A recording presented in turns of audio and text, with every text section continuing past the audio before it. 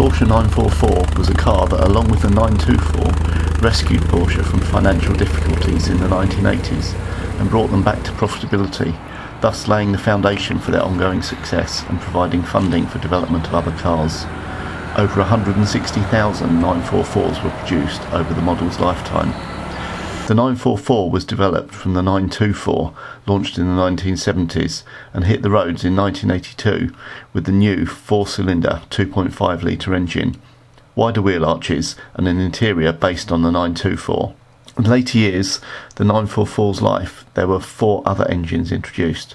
The iconic 944 Turbo that was comparable to a 911 in performance, a 16-valve version of the 2.5 litre engine that was only in production for a couple of years, and a similarly rare 2.7 litre engine that was replaced after a year by the 3 litre 16-valve engine that marked the arrival of the 944 S2 model. With all 944 engine choices, the same transaxle layout is used, with a water-cooled front engine linked to a rear gearbox via a torque tube.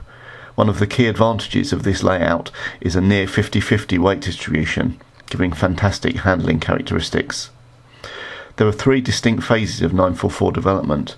The early cars from 82 to 85 were more closely based on the 924, with a similar interior and square dash. In 1985, the 944 was given a more distinct look with oval dash and other improvements from the 944 Turbo.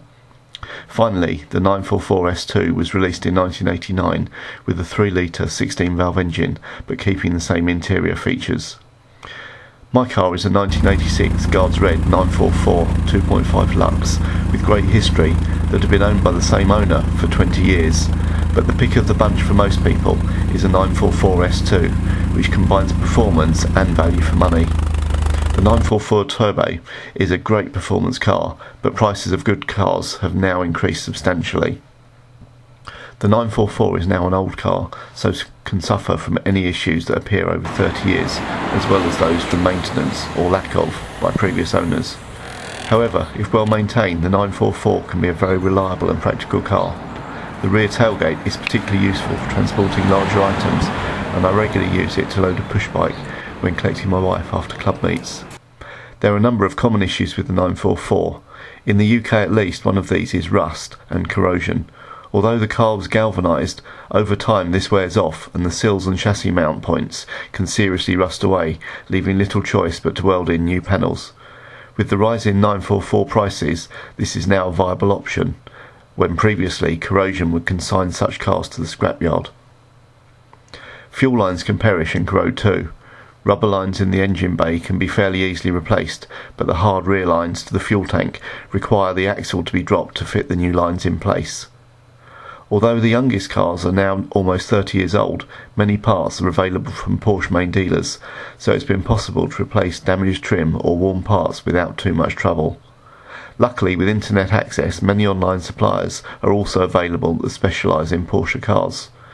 One excellent resource for 944 owners is called Clark's Garage, so I recommend bookmarking that site for future reference. My 944 has been subject to an ongoing restoration over the last 3 years, which has included virtually all underbody mechanical parts, as well as the welding to repair rust damage and a complete respray to avoid patchy paintwork.